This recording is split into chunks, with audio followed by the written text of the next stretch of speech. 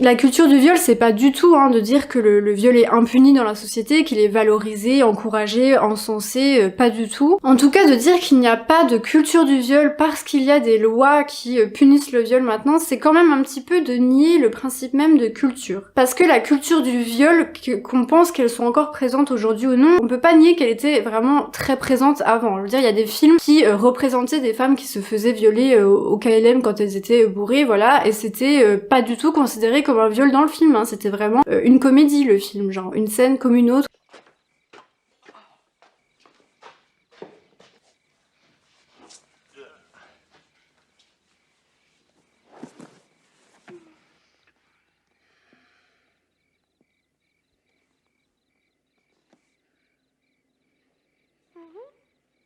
It's totally gone. Have fun.